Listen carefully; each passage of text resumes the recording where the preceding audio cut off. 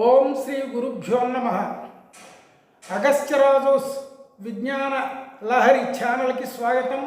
ప్రేక్షకులందరికీ స్వాగతం. రామాయణంలో సుందరకాండలో ఆంజనేయ స్వామి అశోకవనంలో అంతా సీతను వెతుకుతాడు.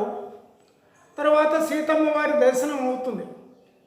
సీతమ్మ వారి దర్శనం అయిన తర్వాత ఆ సీతమ్మతో ఆయన యుక్తియుక్తంగా చాలా మాటలు మాట్లాడతాడు. మాట్లాడిన తర్వాత ఏమంటాడంటే, అమ్మా, ఇక్కడ నువ్వు ఒంటరిగా ఎందుకు తల్లి?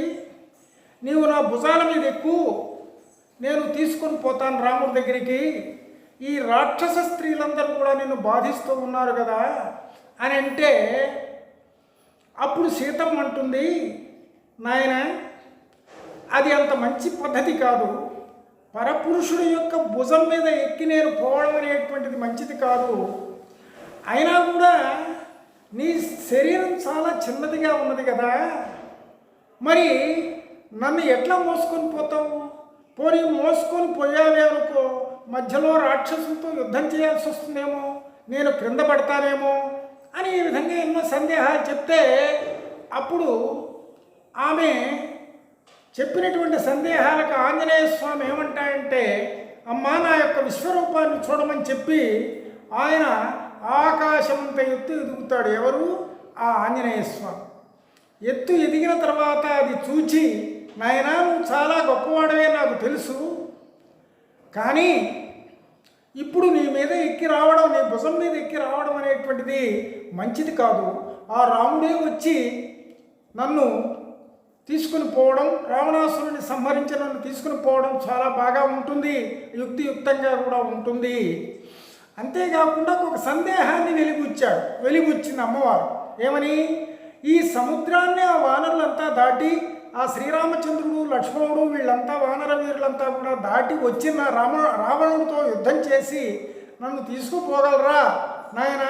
ఇది సాధ్యమవుతుందా అనేటువంటి సందేహాన్ని కూడా ఆమె వ్యక్తపరిచినప్పుడు హనుమంతుడు అంటున్నాడు, అమ్మా, నేను ఈ 100 యోజనముల సముద్రాన్ని లంఘించి వచ్చి ఇక్కడ రాక్షసులను కూడా సంహరించాను నేను చాలామందిని. ఇప్పుడు నేనే ఇంత పని చేశాను కదా, అక్కడ ఉండే వాళ్ళందరూ కూడా ఎవరు తెలుసా? నాకంటే చాలా బలవంతులు. ఏమంటున్నాడు ఆయన? ఆంజనేయ స్వామి యొక్క వినయాన్ని మనం ఇందులో చూడాలి. మద్విశిష్టాశ్చ తుల్యాశ్చ సంతి తత్ర వనౌకసః. మద్విశిష్టాశ్చ తుల్యాశ్చ సంతి తత్ర వనౌకసః. మత్తః ప్రత్యవరః కశ్చిత్ నాస్తి సుగ్రీవ సన్నిధౌ. అమ్మా, ఆ సుగ్రీవుని యొక్క సన్నిధి యందు ఉన్నటువంటి వాళ్ళందరూ కూడా నాకంటే చాలా గొప్పవాళ్ళు ఉన్నారమ్మా. ఇంకా కొంతమంది నాకంటే గొప్పవాళ్ళు చాలామంది ఉన్నారు, కొంతమంది నాతో సమానమైనటువంటి వాళ్ళు ఉన్నారు. అంతే తప్ప నాకంటే తక్కువైనటువంటి వాళ్ళు ఎవ్వరూ లేరమ్మా అని అంటాడు. చూచావా, అసలు అక్కడ సముద్రాన్ని లంఘింపగలిగినటువంటి వాడు హనుమంతుడు ఒక్కడ తప్పితే ఇంకొకరెవరూ లేరు. మరి ఆంజనేయ స్వామి ఏమంటున్నాడు? వినయం అంటే ఇట్లుండాలి. ఆయన అంత శక్తిమంతుడయ్యుండి కూడా, అమ్మా, అక్కడ ఉండేటువంటి వాళ్ళంతా కూడా నాకంటే బలవంతులమ్మా, నాతో సమానులమ్మా, నాకంటే తక్కువ వాళ్ళు ఎవరూ లేరు అంటున్నాడంటే ఆయన వినయము, ఆ నిరహంకారం అనేదాన్ని మనం ప్రస్తుతించాలి. ఈ రోజుల్లో అంత తెలిస్తే చాలు, అంత బలం ఉంటే చాలు, అంత తెలిస్తేగా చాలు, అంత పరాక్రమం ఉంటే చాలు, నేను చాలా గొప్పవాడిని అని విర్రవీగుతుంటాను. కానీ నిజమైనటువంటి బలవంతుడు, నిజమైనటువంటి విజ్ఞానవంతుడు ఎవరు కూడా విర్రవీగడు.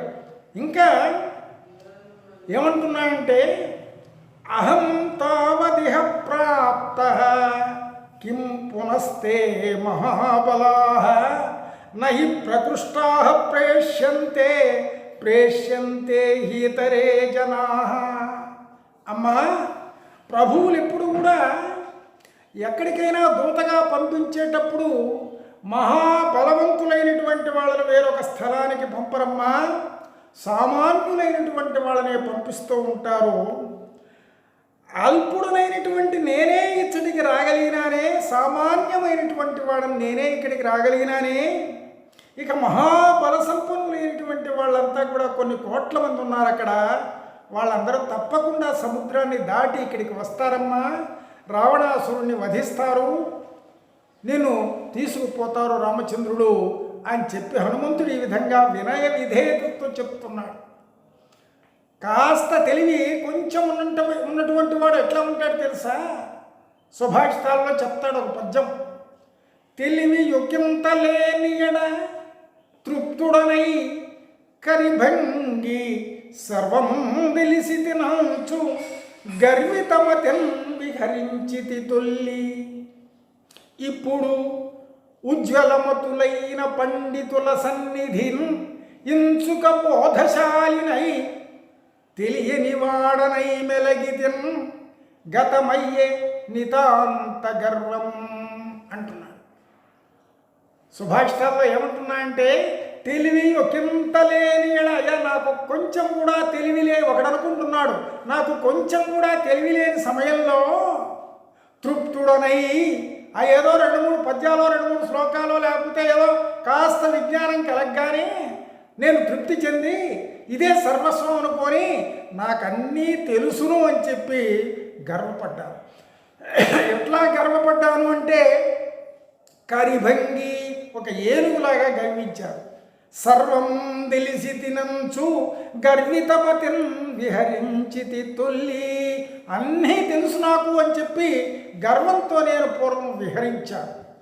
అయితే ఇప్పుడు ఉజ్వలమతులైన పండితుల సన్నిధి నించుక బోధశాలినై, మంచి పండితులైనటువంటి వాళ్ళు, ఉజ్వలమతులు ప్రకాశవంతమైనటువంటి దీప్తిమంతమైనటువంటి బుద్ధి కలిగినటువంటి వాళ్ళు, అటువంటి పండితుల దగ్గరికి పోయి వాళ్ళు చెప్పేది విని వాళ్ళు చెప్పిన దాంట్లో కొంచెం తెలుసుకున్న తర్వాత, ఓహో తెలుసుకోవాల్సింది ఎంతుందా, ఇంకా నేనెంతో తెలుసుకోవాలి కదా, ఆ గురువులు ఎంత తెలుసుకున్నారో కదా నాకు చెప్తున్నారు అని పండితుల సన్నిధి నించుక బోధశాలినై, ఆ పండితుల దగ్గరికి పోయి కొంచెం తెలుసుకున్నాను.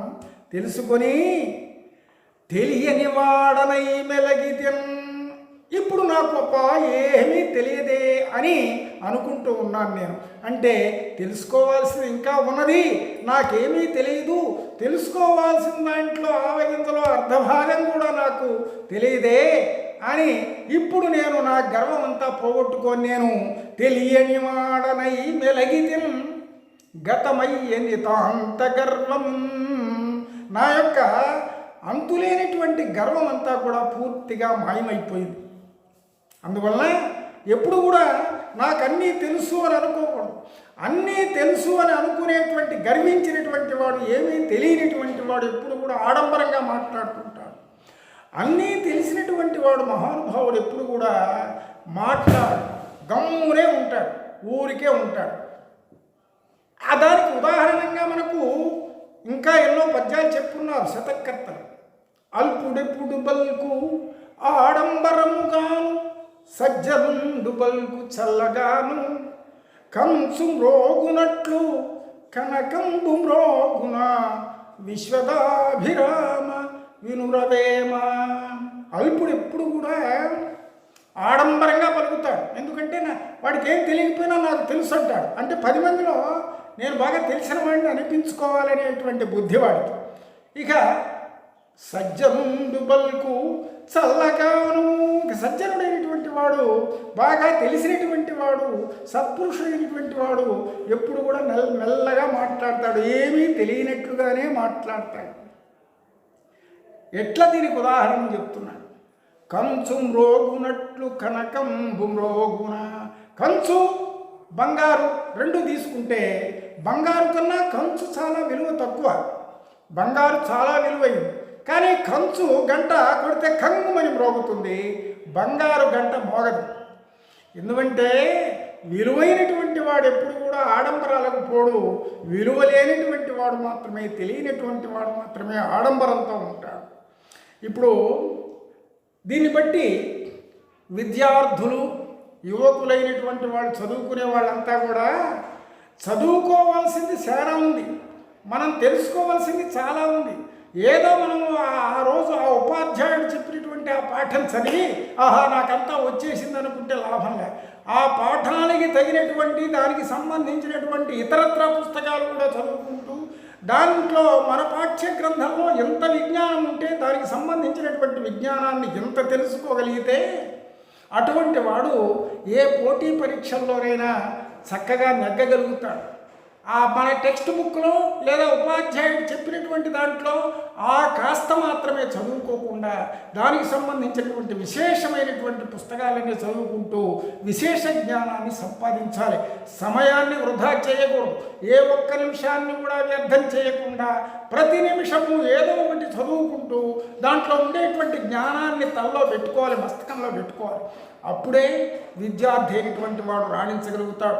గొప్ప గొప్ప సైంటిస్టులు అయినటువంటి వాళ్ళు, గొప్ప గొప్ప శాస్త్రజ్ఞులు వీళ్ళంతా కూడా నిరంతరము విద్యాభ్యాసం చేసి నిరంతరం వాళ్ళు విద్యార్థులుగానే వాళ్ళ జీవితాన్ని గడిపి గొప్పవాళ్ళు అయినారు. ఇది గుర్తుపెట్టుకొని కొంచెం తెలియగానే నాకంతా తెలుసు అనేటువంటి అహంభావం లేకుండా బాగా విజ్ఞానాన్ని సంపాదించాలి యువకులంతా కూడా అని నేను కోరుతూ ఉన్నాను. స్వస్తి.